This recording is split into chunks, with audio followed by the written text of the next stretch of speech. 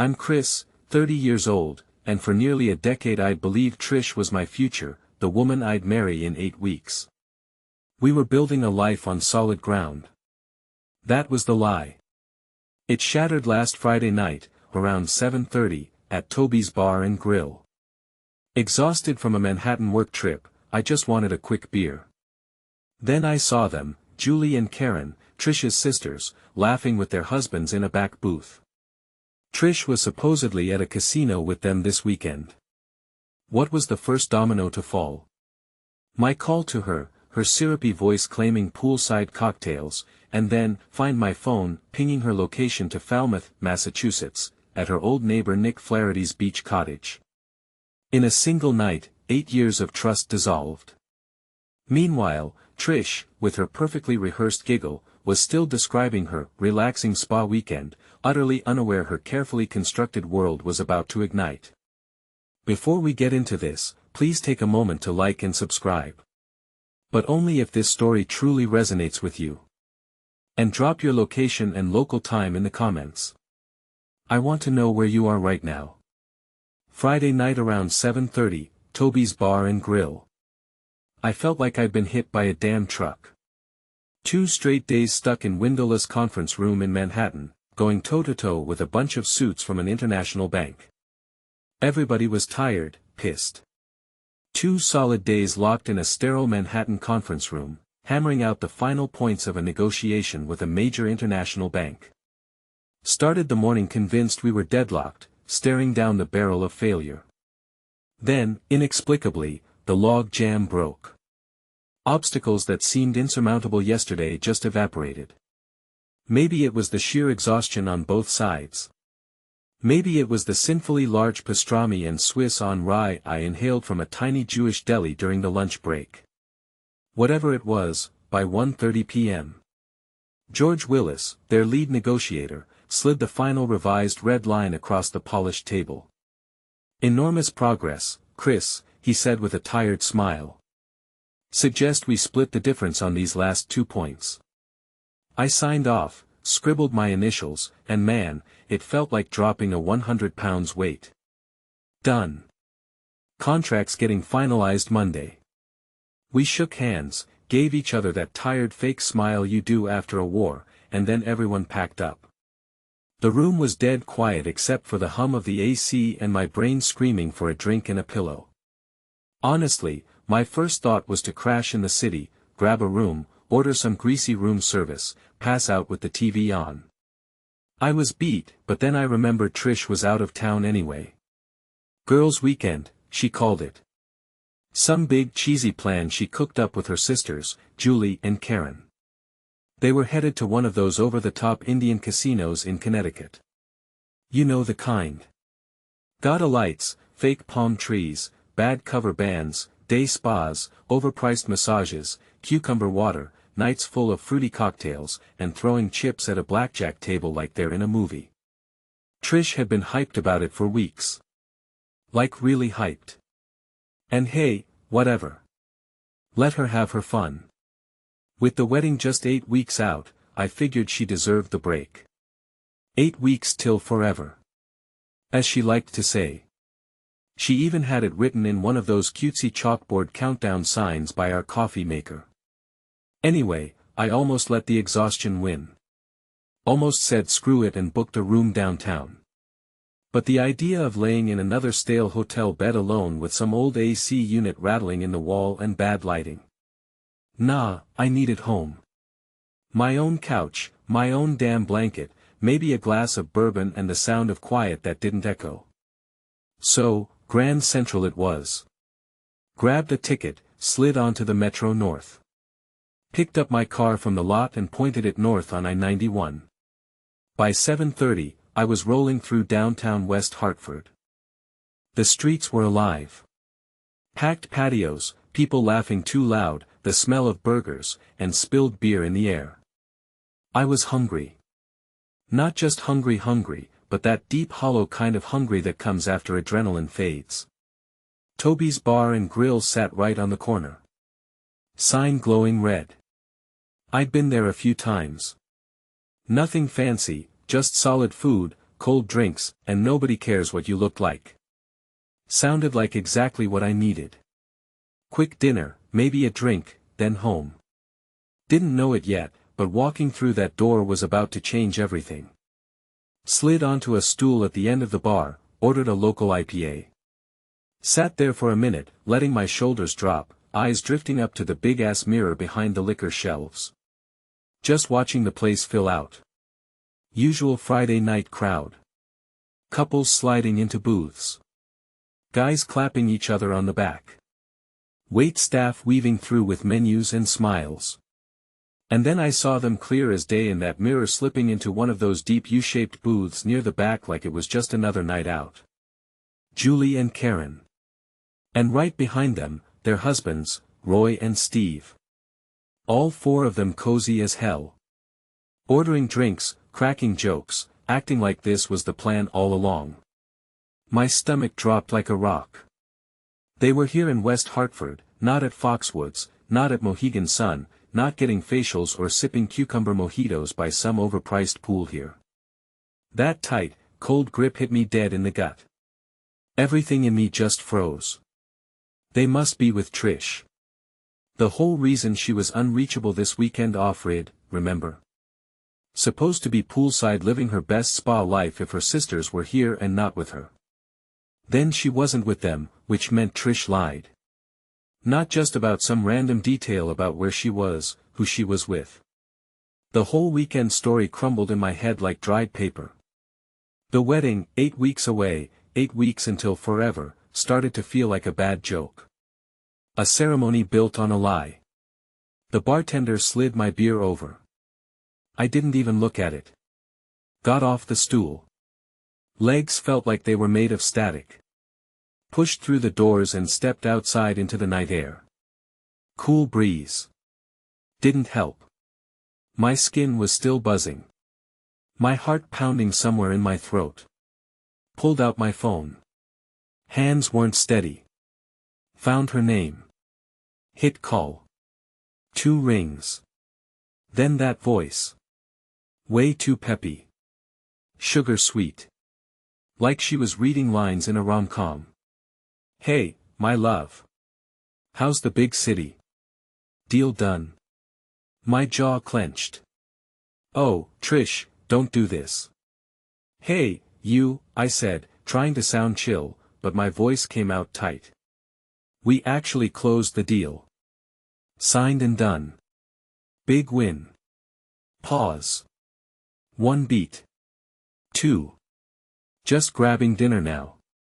It's been a hell of a couple days. Kind of wish you were here. Let the words hang. Just enough sting in there to see if she flinched, but nope. Oh, you're so sweet. I miss you, too. She chirped. Bright, perfect, too perfect, like she'd been rehearsing. We had such a blast today, she went on, syrupy and fake. Literally lounged by the pool all day, sipping pina coladas. I swear I haven't been this relaxed in forever, she added, tossing in this little giggle she always used when she wanted to sound cute. Only now it sounded rotten. Meeting the girls downstairs for dinner in a few. That fancy steakhouse I told you about. Big night ahead. Every word landed like a nail in the wall, carefully hammered, perfectly placed. Sounds fun, I said. The words felt like glass in my mouth. Have a great time with Julie and Karen. Love you. Can't wait to see you Sunday. Talk tomorrow. Click. I looked down. My hand was clenched so tight around the phone, my knuckles had gone white. That hot wave of adrenaline came rushing back, but this time it was cold, razor sharp. My mind snapped into focus. Pulled up the Find My Phone app. The one we set up for emergencies, for peace of mind.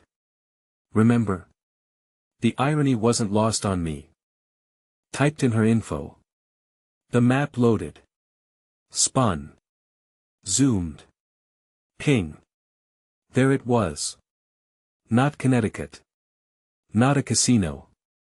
Not even in the same state. Falmouth, Massachusetts. Way the hell out on the edge of Cape Cod. Right near the water. Cluster of little beach cottages I hadn't thought about in years. And then it hit me. Nick Flighty. The name dropped into my brain like a brick. Trish's old neighbor. Guy with that dumb grin and smooth talk. Always a little too friendly. She'd laugh off the flirting like it was some inside joke. Oh, we go way back. I'd shrugged it off like an idiot. His family owned a beach place in Falmouth. I'd been there once years ago. Big old weathered house practically falling into the sea. His wife Sue had cooked lunch. Nice woman, quiet, always looked a little uncomfortable when Trish was around. Nick married Nick and my fiancée in his family's beach cottage. It hit me like a gut punch, made me dizzy. I staggered back a step like the air around me had turned toxic. I knew exactly where to find the truth. Scrolled through my contacts, fingers moving on autopilot. Found her Sue Flighty. Then hit call. Hello. Sue's voice came through soft, friendly. Just a hint of curiosity. Sue. Hey, it's Chris. Chris Harrington. Chris. Oh, wow. What a nice surprise. How are you? Getting excited for the big day. That genuine tone of hers. Happy. Warm. It dug the knife in deeper. I swallowed hard. Yeah. Listen. To be honest, I'm not sure the wedding's still on. I let it hang a second, just long enough to shift the air between us. This is going to sound super weird, I continued, keeping my voice steady. But is Nick traveling this weekend for work or something? Nick? She repeated like she hadn't expected his name in this convo. Traveling? That's odd. You know him. The man doesn't leave the house unless there's a game or a grill involved. But yeah, actually, yeah. He said he had to fly out Friday morning. Last minute thing in Philly. Client crisis or something. Why? Her tone shifted. Tense. She knew something was off. Chris, what's going on? Is everything okay? I took a breath. Here we go. Sue, please don't freak out. Okay, I need to ask something. Do you by any chance have find my phone set up for Nick's number? There was a sharp inhale like she'd been punched in the gut, then dead silence stretched out and brittle. I could hear was her breathing, shaky, uneven, then a whisper, barely audible, fragile. Oh God, not again. A sob, muffled but sharp, cracked through the line. I didn't say a word. Just let her sit with it. The kind of pain she was choking on didn't need interruption. Nearly a full minute went by. It felt like 10. He told me Philadelphia, she finally said, her voice shaking. Said he a big client thing. I didn't question it. She cut herself off. I heard keys tapping fast, frantic. Falmouth, the cottage. Her voice cracked wide open. He's there. I'm so sorry, Sue, I said quietly. It felt weak. Trish is there, too. I tracked her phone. It's same spot. They're together. She sobbed again. Raw, ugly, no filter. But then it stopped. The next words out of her mouth were ice. That cheating son of a witch, she hissed. I swear to God, Chris, I'm calling him right now and telling him to pack his crap and never come back to this house again. Then it hit me. Not emotion, not grief, just strategy. Sue, wait. I cut in, urgency all over my voice. Don't call him. Not yet. What? Why the hell not? She snapped. Her anger was boiling now, shaking through every word. Because Trish isn't supposed to be back till Sunday. Nick, too, right? Yeah. She growled.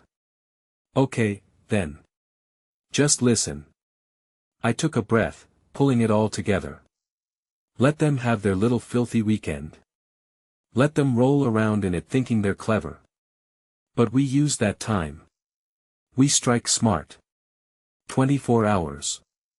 Sue, just one day. Then we hit them hard at the same time. No warning, no heads up, synchronized. There was a pause. What? What do you mean? She asked, her voice low. I started walking in circles around the lot, energy burning hot now. It was all clicking into place. Tonight, I'll change the locks on my place. First thing tomorrow morning, I'll pull half the wedding account. The exact amount I'm entitled to, every penny. Then I'll pack all her crap. Clothes, shoes. I stopped pacing and looked up at the sky, steadying my voice. You, I said sharper now. You call a lawyer Monday morning. First call of the day. Ask how to protect what's yours. Cancel every card you share. Lock down your accounts. Get ahead of this Sue before he even knows what's coming. There was a long pause on her end. Then a breath, shaky but steadying. Okay, Chris. Okay. Her voice had changed. Still wrecked but yet solid. Let them wallow in their filth for one more day. Then she exhaled. Boom. Boom. I said back flat and grim. And Chris, she added quieter now. Call me anytime. If you need to talk or scream or we're in this together now. Thanks, Sue, I said and meant it. We hung up. I stood there in the dark for a minute, phone still in my hand. My fingers were trembling slightly, but my head clear, focused. Time to move. I scrolled to the next number. Hit call. Billy Jones, I said when he answered. Hey man, I need a big favor. Just need the locks changed. Tomorrow morning early. New garage code, too. Keys only for me. There was a pause. So, wedding's off. Dead, buried, and cremated. Billy, unless there's some alien abduction story I haven't heard yet. Okay, he muttered. Yeah, man. 72 early.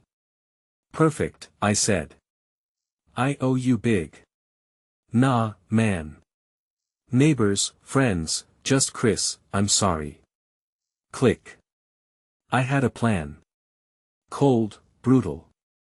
I turned and headed back into Toby's. Julie and Karen were still there, whispering now, leaned in close, heads together, glancing toward the door like they felt something shift in the air. They helped build the lie, helped her pull it off. This couldn't wait till tomorrow night. This match needed to hit the powder now. I grabbed a fresh IPA from the bar. The glass was slick with condensation, cold enough to bite.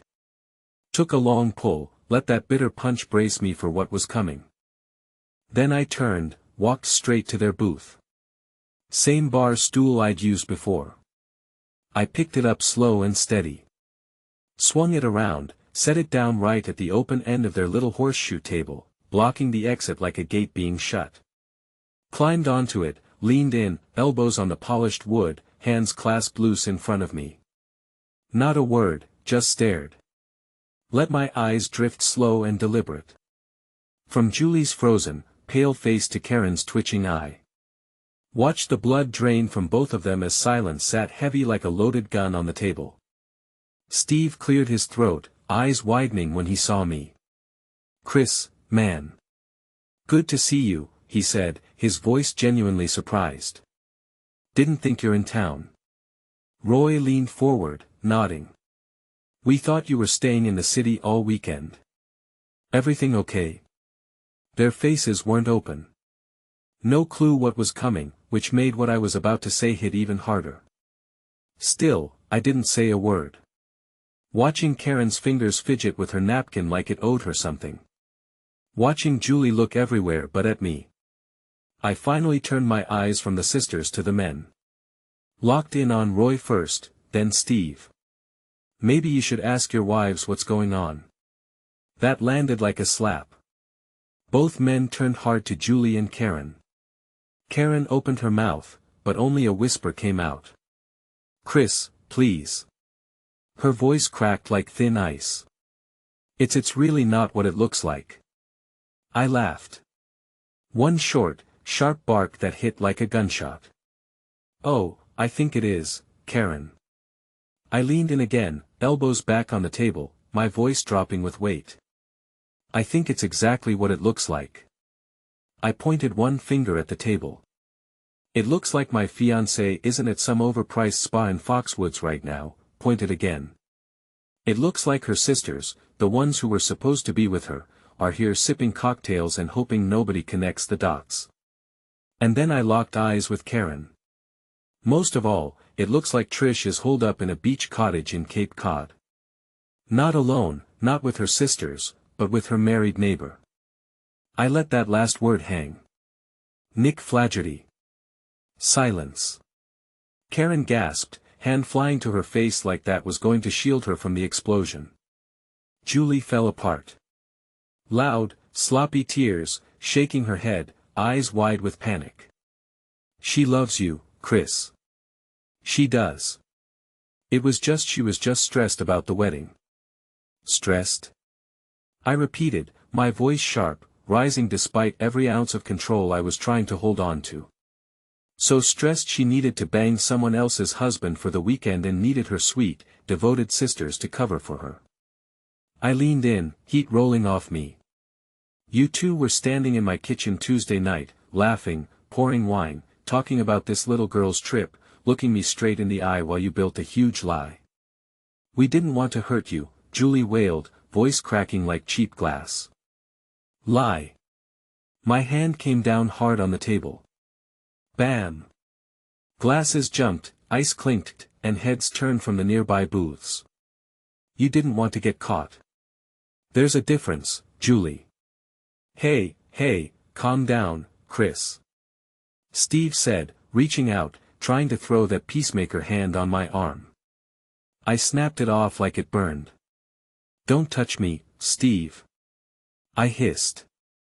Then I turned on him and Roy, fury zeroed in. "Did you two know?" "Huh? Did either of you know where Trish really is?" They both looked like they'd just been slapped, wide-eyed, jaw slack. "No way, man," Roy said quickly, face flushing with anger that clearly wasn't aimed at me anymore. "You told me Foxwoods," he snapped, turning to Julie. "You sat there and lied." Julie.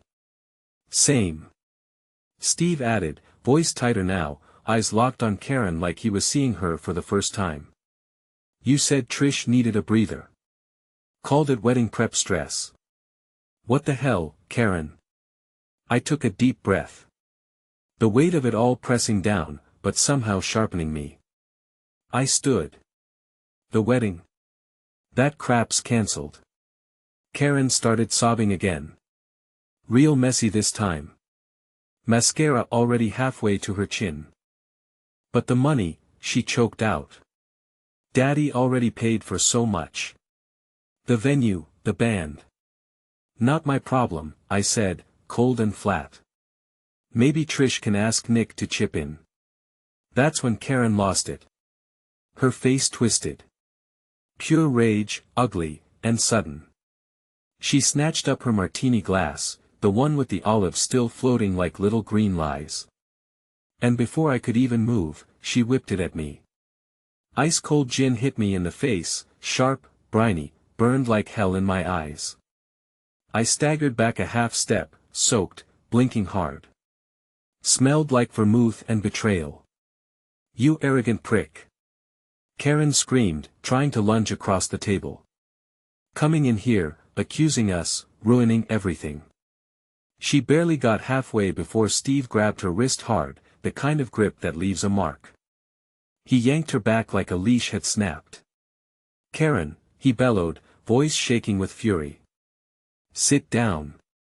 The whole place went quiet. Steve looked from her to me, saw the gin dripping from my face, saw the mess she'd made, and something clicked in his head. "You knew." He growled at her, his voice lower now, dangerous. This whole time, you knew and covered for her. Karen froze. The fight drained out of her face like a busted pipe, replaced with fear. Steve shook his head, not yelling anymore. Just done. If this is the kind of crap you think is okay. He paused. Maybe you're just like Trish. Maybe I've been an idiot all along. Karen didn't answer. Couldn't. She just sat there, stunned, silent, eyes wide. I wiped my face with the edge of my sleeve. Calm now. That post-impact clarity when adrenaline sharpens every word. So I said, looking at Roy, then Steve, I need 24 hours. No contact with Trish, not a text, not a call, nothing. You guys going to hold that line? Steve let go of Karen's wrist with a little shove, like she burned him. Yeah, Chris, he said, jaw tight. We're good. You've got my word. Roy was still staring bullets into Julie, who was sobbing into her napkin now, like that was going to change a damn thing. Done, he muttered, clipped, cold. Good, shook Roy's hand. Then Steve's didn't even look at the sisters. They didn't exist anymore. Walked out into the night, left the wreckage behind me, theirs and mine. Saturday blurred into one long, relentless mission. Billy showed up right at 7 on the dot, toolbox in hand, no questions asked. By 8, the locks were changed, the garage code reset, and only my new keys sat in my pocket, heavier than they should have been, like they belonged to some new version of me that hadn't existed 24 hours ago. Then came the U-Haul. The purge started slow, methodical, closet by closet, drawer by drawer. Her perfumes, designer crap with names that sounded like fake promises, all tossed together. The sickly sweet smell of them mixing with stale rage. Her favorite cashmere sweater, the one she wore last Sunday morning, curled up on my couch, sipping coffee like everything was fine. Black garbage bag, no hesitation. Photos, us smiling on beaches, holding champagne on New Year's, swept into a box without a glance. Straight to the back of the storage unit. Memories sealed and shoved into the dark like they deserved to be. It wasn't emotional. It was surgical. 3 runs to secure store on Route 6. I paid cash. 3 months. Unit hash 142. Tossed the key under the rear tire of her Lexus parked sideways like it had any place left here. She'd either find it or she wouldn't. Not my concern. Then the email. That took time. Crafting it. Honing it. No melodrama. No begging for sympathy, just clean, cold facts. Infidelity, complicity, event cancelled. Over 200 recipients, friends, family, co-workers, everyone who'd RSVP'd for a dream that turned out to be a con. Scheduled for 6 p.m. sharp. At 5:30, I called Sue. She answered immediately, voice low, steady. Ready? She said. Same. I told her.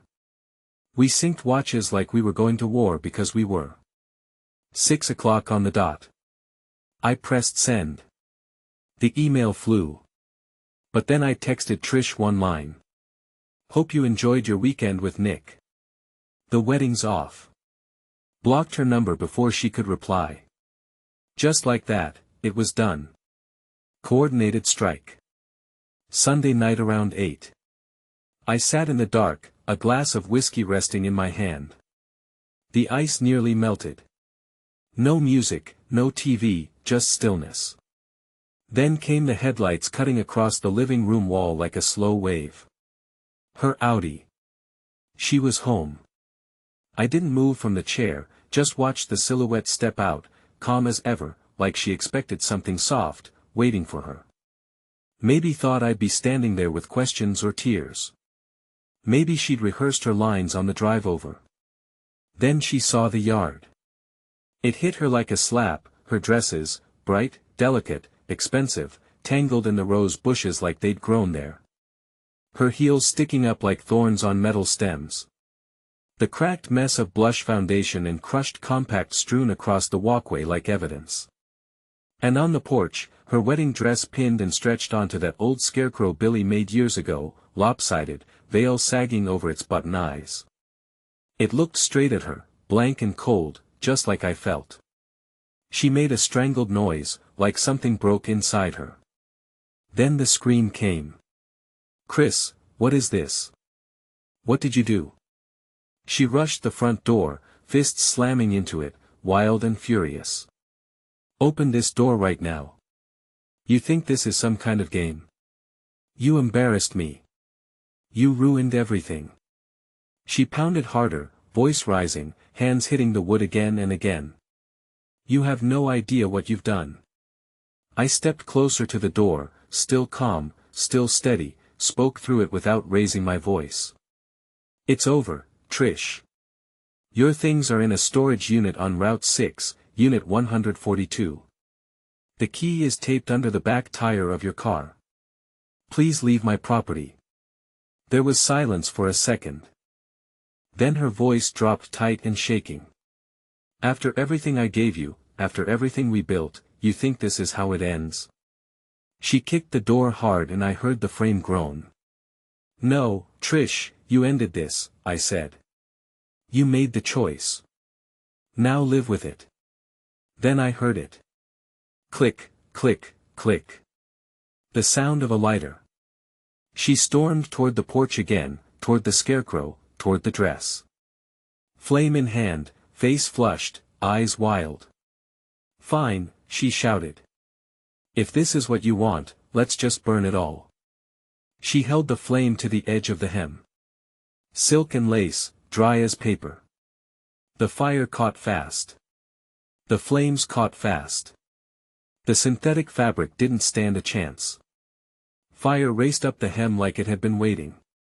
In seconds, the dress, her perfect overpriced fairy tale dress, was gone.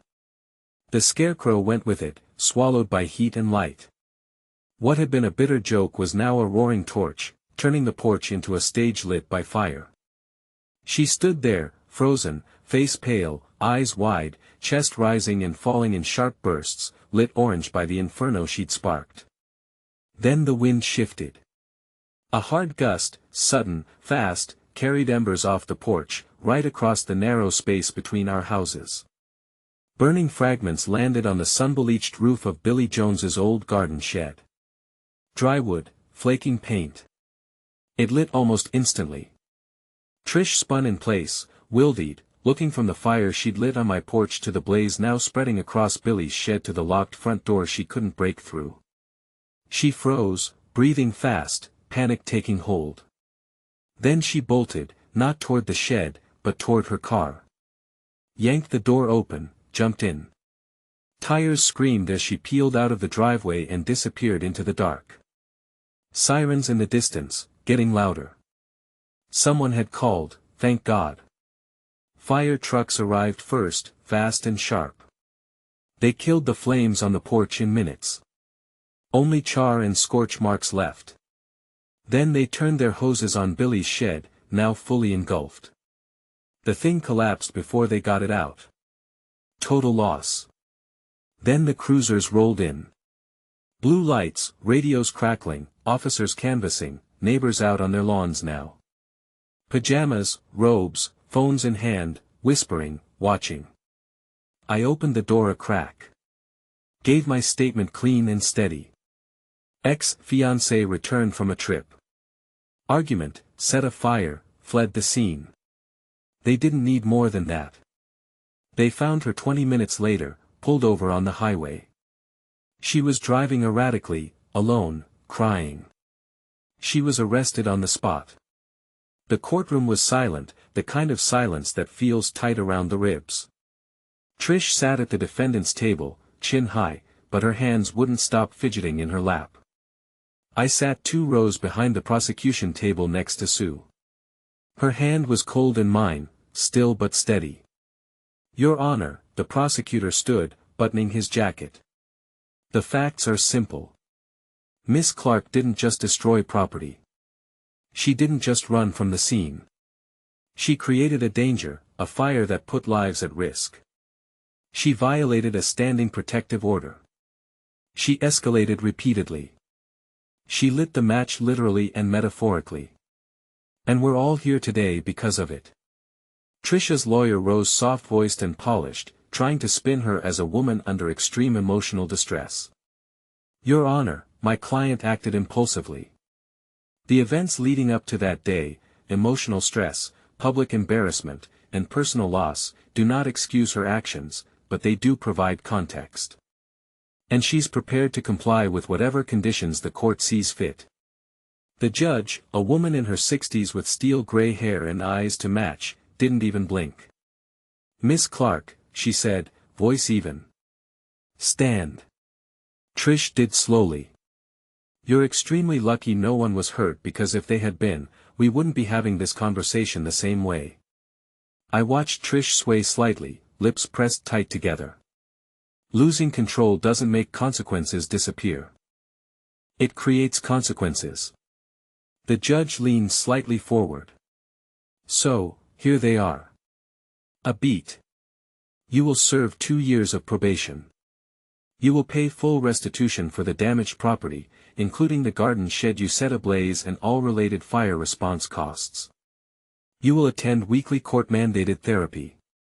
Anger management. 200 hours of community service with quarterly progress reports to this court.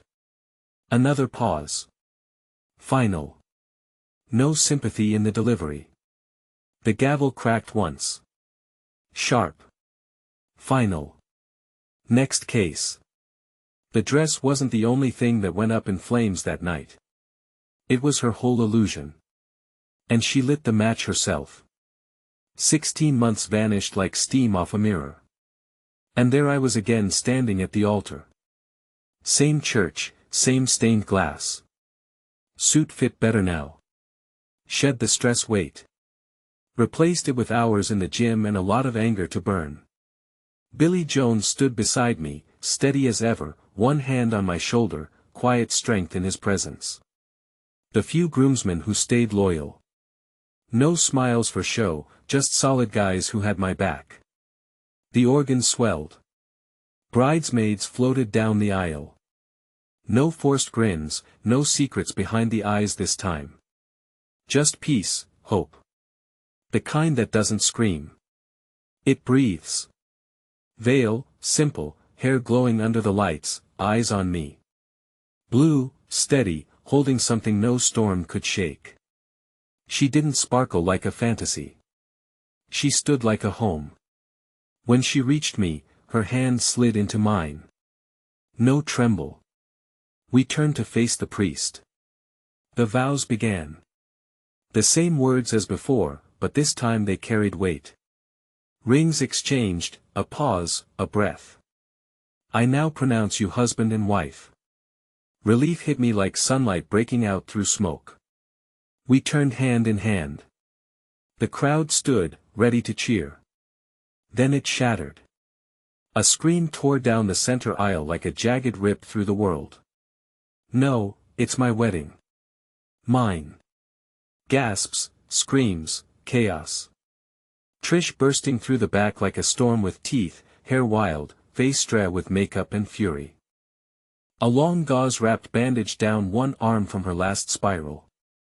Guests scrambled, too stunned to stop her. You ruined everything. She shrieked, eyes locked on Sue. You stole my life. Her hand dove into her oversized purse, came out gripping something dark, metallic, flashing under the lights. A piece. People hit the floor, screamed, clutched loved ones. Sue froze beside me. I started to move, but it was too fast. A blur from the front pew. Roy. He tackled her hard, full body, knocked the wind right out of her. The piece went flying, skipped under a pew with a loud metallic crack. Steve was right behind him, grabbing her flailing arms, locking her down as she screamed incoherently. Wild, broken, dangerous. Roy and Steve held her fast. Both of them here today, not just for me, but because they'd come to know the truth about the rest of the Clark sisters, too. Turns out the rot wasn't limited to just one. This wedding, maybe it was our way of starting fresh. There's, too. Sirens outside fast. Police charged in seconds later, wrestled her up from the carpet, dragged her screaming out of the church. More charges, public endangerment, violation of the restraining order. She was done playing games. And just like that, silence. The air felt heavy, stunned, like the whole church had inhaled and couldn't let go. Sue's hand trembled in mine. I looked at her, saw everything in her eyes. Fear, pain, disbelief, and something else. Resolve. We'd come through fire. We'd seen the worst. But we were still standing. This time, Trish didn't walk away for violating the restraining order, crashing the ceremony, and causing public panic. She was sentenced to 8 months in county jail. The court had no patience left. After the sentencing, we never heard from her again, and we didn't want to.